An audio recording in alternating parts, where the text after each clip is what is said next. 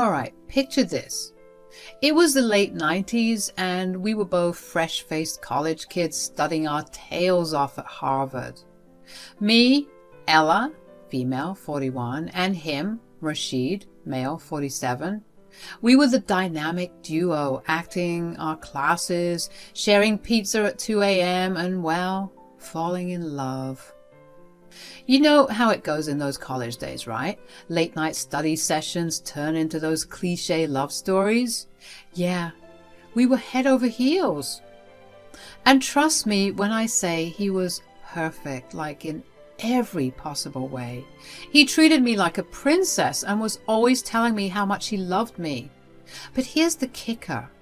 While I was all in, ready to tie the knot and start our happily ever after, Rashid was dragging his feet. And it wasn't just a case of cold feet. It was like he had planted himself in cement shoes. Every time I brought up the topic of meeting his parents or, God forbid, getting hitched, he'd get this weird, distant look in his eyes. It was as if he was trying to avoid the topic altogether. So, being the fiery gal I am, I finally couldn't take it anymore. We had this epic argument and I accused him of lying to me, of hiding something big. Let me tell you folks, that was the moment things went from 0 to 100 real quick.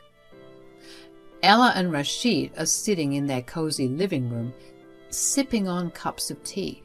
Ella looks at Rashid with a mixture of curiosity and frustration. Hey, Rashid, can we talk about something? Yeah, sure, Ella. What's on your mind?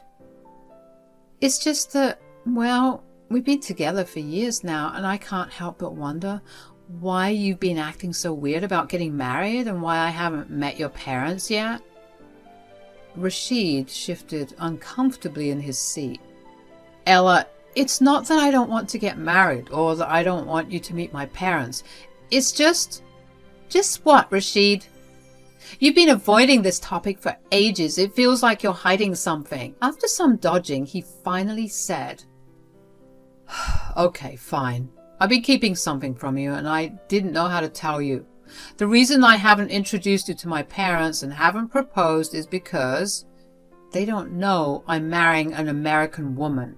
What the frick? What does that even mean? What? Are you serious, Rashid? How long were you planning on keeping that from me? I know, Ella, it's not fair to you, but my parents have these traditional expectations. They want me to marry someone from our culture. They don't know I'm in love with a black girl. Wow, 3 years? And your parents don't know me? I was 25 at the time. I know, it's awful, I'm sorry. They want me to marry someone of Arab descent. They're strict about it and pretty racist, and I didn't know how to break it to them. So, you've been hiding me? Is that it? Hiding our relationship because you're afraid of what they'll think? You're supposed to love me, even in the face of your racist a-hole parents.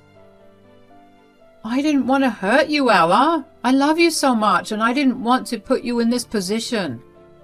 Rashid, I don't know how I feel about this. I love you too, but this changes everything. Marrying into a family with such strict values? I'm not sure I can handle that. Ella, please don't leave me over this. I'll talk to my parents. I'll do whatever it takes to make this work. I can't imagine my life without you. Rashid, I need some time to think. I need to figure out if I'm willing to navigate these cultural differences, and if I can trust you after you kept this from me for so long. I understand, Ella. I should have been honest with you from the start. I'll give you the space you need, but please know that I'm willing to fight for us. I was torn, y'all. On one hand, I loved Rashid with all my heart, and I thought he felt the same. But on the other hand, I couldn't help but wonder if I was ready to jump into a family with such strict values and expectations. Plus the fact that he had kept me hidden like some sort of secret agent had me feeling uneasy, even if I could understand why he did it. I mean, relationships are all about honesty and trust, right? And it seemed like we were starting ours on shaky ground. I needed some time to think things over, to figure out if I could handle being part of a family that might never fully accept me. So after that heart-wrenching conversation, I decided I needed some space to clear my head. Let me tell you, those weeks apart from Rashid were the toughest of my life. I was down in the dumps, more depressed than I'd ever been. But in my heart, I knew Rashid was my person, my perfect match, and I couldn't imagine my life without him. And so, like a fool in love, I went back to him, telling him that I'd do anything with him or for him for the rest of my life. Ick. After we got back together, we did our best to come up with a solution, but everything was sounding kind of scary. After much soul-searching, Rashid and I decided to take a rather unconventional route. We'd get hitched secretly without his parents knowing. This was Rashid's way of proving that he really loved me. Because Rashid was still scared of his parents, he said he would vaguely tell them he'd found a nice girl from a good Lebanese family, conveniently leaving out the part that I was black and that we were already a married couple. The plan? To surprise his parents by bringing me to Lebanon when the time was right, and convince them that we had spent enough time together and that it was true love. We were hoping for something from a fairy tale, I know. Our scheme was to savor the blissful married life for at least a year before properly revealing everything. The grand finale was to fly to Lebanon and drop the bombshell on his parents. If they couldn't accept us, Rashid would reveal that we were already married and insinuating that it was all too late and that he loved me enough to risk disgracing himself. It all sounded like a brilliant plan at the time. Now, you might be wondering how I agreed to this. Well, let's just say Rashid was quite the persuasive guy when he has his mind to it. And maybe, just maybe, I was so head over heels in love that I let my better judgment slip away. Oh, time flies when you're having fun, doesn't it? That year of enjoying our lives as a married couple went by in a flash. Everything felt perfect, and Rashid made sure I knew how much he loved me. He reassured me time and time again that he would always choose me in the end. But as that first year ended and we got into our second, I couldn't help but wonder when we'd make the trip to Lebanon. He wasn't making plans like he said he would. I'd brought it up a few times, and each time Rashid seemed to put it off. He'd get all nervous and wary, saying he needed more time, that the longer we waited, the better. He believed that being married for a longer period would prove to his parents just how committed we were. And to be honest, we were really enjoying our time together, and we were procrastinating that impending wrath that we'd get. Our love was stronger than ever, and the thought of facing his parents' reaction was daunting. So against my better judgment, I agreed to wait one more year, but no more than that. I couldn't deny that a part of me wanted to believe that Rashid was right, that more time would make things easier. So that's what happened. We continued our lives as a happily married couple, cherishing every moment together while I counted down the days until our journey to Lebanon. During that time, I decided to take matters into my own hands. I was determined to make a good impression on my strict in-laws, and I thought learning Arabic might be the way to do it. So I dove headfirst into learning the language, and let me tell you, it was no easy feat. I spent hours poring over books, listening to podcasts, and practicing with Rashid whenever I could. I was on a mission to prove to his parents that I was serious about him and their culture.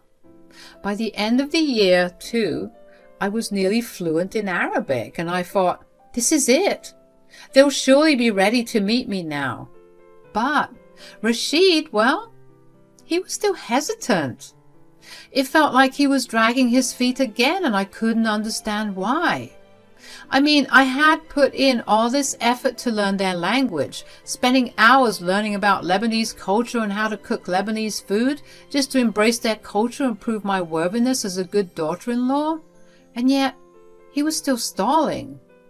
I knew I had to put my foot down. It was time for us to face the music, especially after I overheard conversations between Rashid and his parents. They were wondering when he would finally bring his dear wife to Lebanon. It was as if they were growing impatient too, and I couldn't let this go on any longer. Rashid, we've been patient long enough. When are you going to bring her to Lebanon? I want to see this girl. Yes, son, it's been 2 years now. I'm sure her family is impatient as well. Mom, Dad, I promise. I've been thinking about it. It's just that... No more excuses, Rashid. We deserve to meet your girlfriend. Too much time has passed. We've waited long enough, son. It's time to introduce her to the family. Rashid mumbled some more things about booking the tickets, and that was that. Well, not long after, we made our way there. So there we were, in Lebanon, ready to face Rashid's family.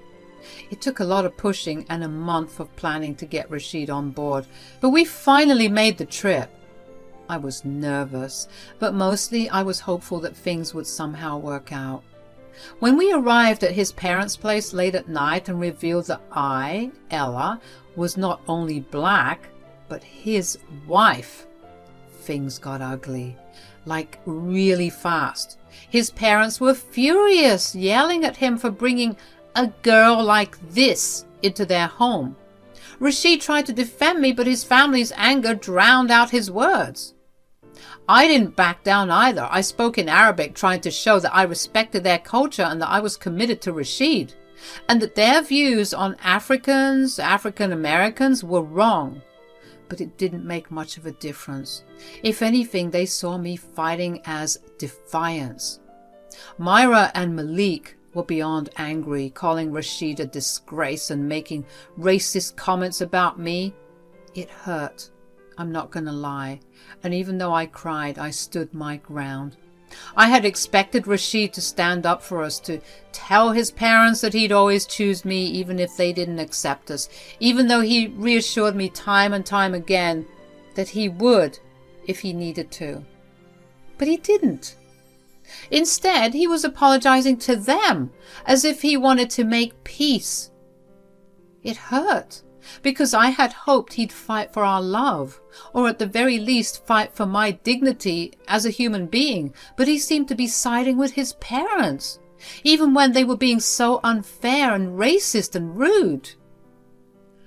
At that moment, I realized I might have been too hopeful and naive to think our love could conquer everything. It was a tough pill to swallow, and I felt hurt and betrayed. Not just by Rashid's parents, but by Rashid himself. After being shown the door at his parents' place in Lebanon, Rashid and I had to book a hotel room, which was our plan B all along. But instead of celebrating our newfound independence away from that toxic part of the family, as was planned, we found ourselves arguing. I couldn't help but ask Rashid why he didn't stand up for me like he said he would. Rashid's response was that he had panicked, and the reality of the situation was nothing compared to the worst-case scenario he had envisioned. He argued that it wasn't fair for me to put all this pressure on him because, after all, those were still his parents. We had some heated exchanges, but eventually, as always, we made up.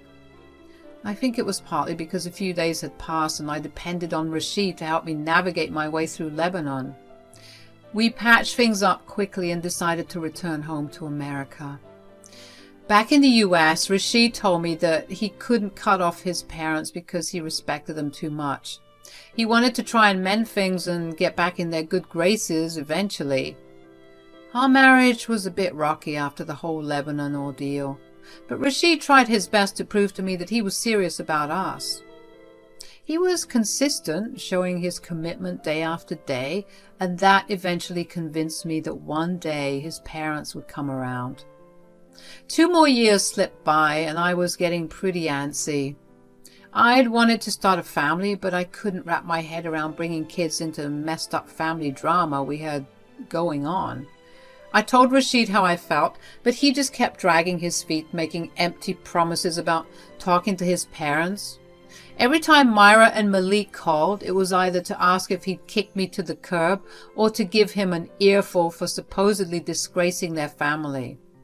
I tried to get him to see that some folks were beyond saving and he needed to cut ties with them, but he clung to hope, thinking he could patch things up with his family. Then came our mother of all arguments when I turned 36. I was fed up and felt like we couldn't wait any longer to start a family. Rashid, we need to talk. We can't keep putting this off. Ella, can't we just... No, Rashid, we can't. I'm turning 36 and I want to start a family. We've been through so much and I can't wait any longer.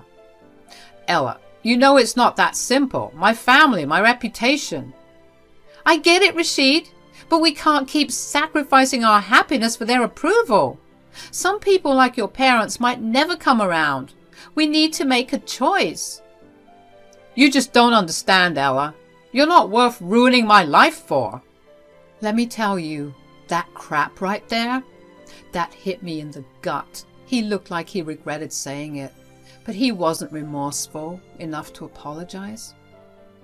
Rashid, I thought we were a team, that we'd face this together. I'm just so frustrated and I don't know what to do anymore. We need to figure this out, Rashid, for both of us. I can't keep waiting in this limbo. But in the meantime, I can't be here right now. I have to think. I couldn't stand to be in the same house that night. I needed some space to sort out my feelings and heal from the emotional wounds our argument had caused. So I decided to rent a hotel room, putting some distance between Rashid and me for a while. I had hoped Rashid would come back to me, that he'd apologize, that he'd take me back and cut ties with his parents to show his commitment to us.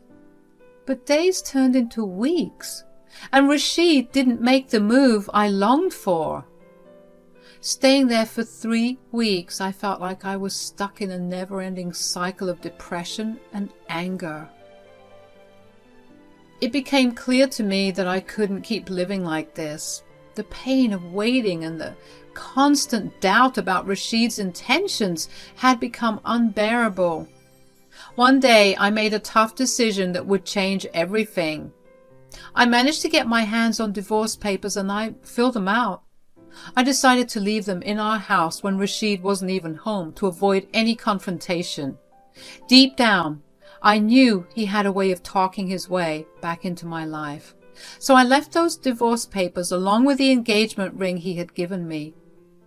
It was a heartbreaking choice, but I knew it was time to move forward, away from all the nonsense and drama. After I left those divorce papers and my engagement ring in the house, Rashid returned home from work and he was blowing up my phone. He sent me hundreds of text messages begging me to take him back. It took every ounce of strength in my being not to call him back, not to open the doors of communication again.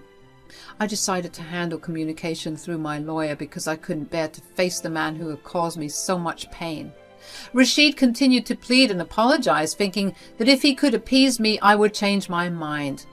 The divorce went somewhat smoothly and quickly because Rashid believed that I would eventually come back to him, so he was quite lenient with a lot of things. But a whole year passed after the divorce and I was still avoiding him. Rashid began to panic, realizing that I was being serious and that he actually needed me in his life. But I no longer wanted him. The wounds were too deep, and the pain he had caused was something I couldn't easily forget or forgive.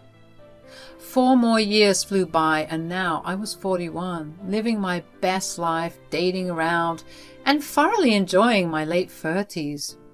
Those years had brought a sense of freedom and happiness that I hadn't felt in a long time. I had built a new life for myself, one that didn't revolve around the turmoil that had once defined my relationship with Rashid. Then, out of the blue, my peaceful world was disrupted. My inbox was flooded with emails from unrecognizable addresses. At first, I didn't pay much attention to them, but they kept coming. I didn't want to think ill of my ex, but honestly, I wouldn't put it past a man to continuously harass a woman he was obsessed with. So eventually, my suspicions of Rashid being behind this sudden dose of harassment were right. Eventually, Rashid managed to get a hold of my new phone number, and that's when fear started creeping in. I couldn't help but wonder how he had managed to find my number, so I asked him about it, and it wasn't pretty. His response sent a shiver down my spine. "Ella, how could you ignore me for all these years? What happened to 'till death us do part'? You're selfish, you know that?" "Rashid, we both know that this was gonna go nowhere if you keep supporting your racist family. I respected myself enough to leave. Why can't you appreciate that I needed to do what was right for me?" "Right for you?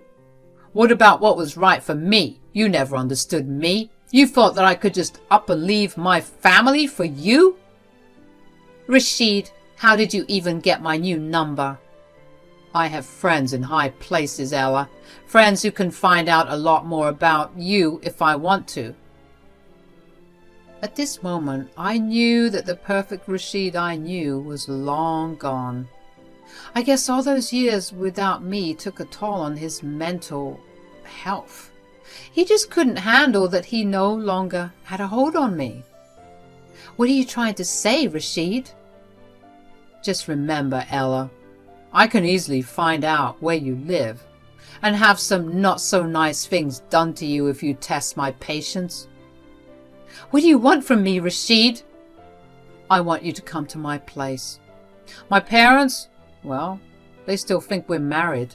When Rashid dropped the bombshell that he hadn't told his parents about our divorce, I was utterly shocked. I couldn't believe he had kept something so significant from them for all these years. I was even surprised because I thought they would be glad to know that Rashid and I split up. He said he was too embarrassed to admit that it was me who had initiated the divorce. He claimed it would bring even more shame to his family because it turns out that they believed it was a disgrace for a woman to divorce a man. Typical. Then came his proposal. Rashid said that he would pay me to pretend to still be his wife, as his parents were finally coming around to the idea of me being part of the family after a whole decade, and they wanted to throw a party to celebrate. I was scared, not just because of what Rashid might do if I didn't comply, but also because I knew I had to get as far away from him as possible and ensure it stuck this time. So reluctantly and out of fear, I agreed to be part of his lie. Little did he know that I had a plan brewing, one that would hopefully allow me to break free from this twisted web of deception and manipulation for good. The day of the party finally arrived, and I showed up as I had promised. The night before, Rashid had sent me $4,000 as a down payment for my participation, with the promise of the remaining sum after the party ended, provided he was satisfied with my performance of pretending to still be in love with him. As I walked into the party, I was taken aback by Myra and Malik's unexpected excitement. Their warm greetings and friendly gestures were a stark contrast to the hostility I had grown accustomed to over the years. It left me feeling off-kilter, like something wasn't quite right. Myra and Malik even made a little speech to the partygoers expressing their enthusiasm about having me back in their lives after so many years of what they referred to as misunderstandings. But I couldn't help but be skeptical. After all, nobody just turns around like that out of the blue without a hidden agenda. After the party had gone on for some time, Malik and Myra pulled me aside and showed me their true colors. "Look here, little girl. Just because we said all that crap about you on stage doesn't mean we mean it." Wow. Why does none of that surprise me?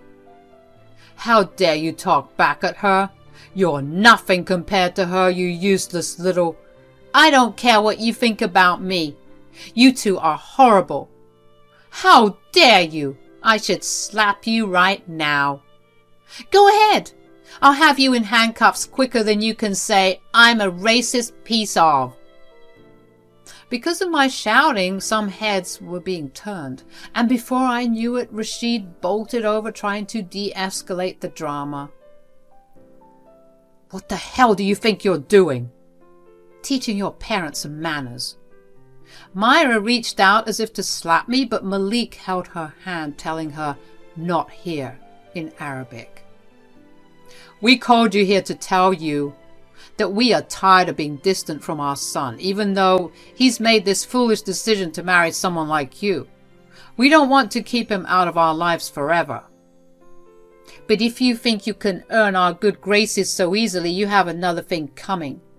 To please us, you have to pay off our mortgage." "Excuse me?" "You heard me. If you want any part of our life, then you have to pay off our mortgage." "Yeah, pay off our mortgage. Then maybe we'll consider accepting you into this family."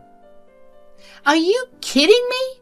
You want me to pay off your mortgage to be accepted by you? You've got some nerve." Myra and Malik went back and forth, saying that the only way they'd accept me was if I bought their love. And you want to know the funny thing? They weren't even doing this because they were poor. In fact, they were pretty loaded. They were doing this just to humiliate me. I was getting sick and tired of their God complex, and I didn't care about getting the rest of the $4,000. I knew I had to make my move and get my revenge. "You two are so delusional. I divorced Rashid 5 years ago, and I couldn't care less about your approval." Myra and Malik were stunned. Their jaws were on the floor, and then they turned to Rashid with disgust. "You've brought so much shame to this family, Rashid. You mean to tell me that she divorced you? We moved to America just to be closer to our idiotic son." Rashid tried to do some damage control, but it was too late. Malik and Myra were furious, their faces twisted with anger and embarrassment. They left the party early, their voices filled with resentments as they vowed to never speak to their son again because of what they perceived as his stupidity. Rashid, overwhelmed by the drama of it all, burst into tears. Embarrassing, I know. His biggest fear had just come to pass. The exact thing he had been trying to fight for all these years backfired, and I couldn't have been happier. He threatened to ruin my life, but I had one more surprise in store. I revealed the restraining order I got against him, letting him know that if he even tried to step within 100 yards of me, I would get him locked up. I left that man sobbing. I walked away feeling everything from relief, vindication, and a sense of empowerment. After all the pain and crap he had put me through, I couldn't help but let out a laugh at the sight of seeing him suffer so much.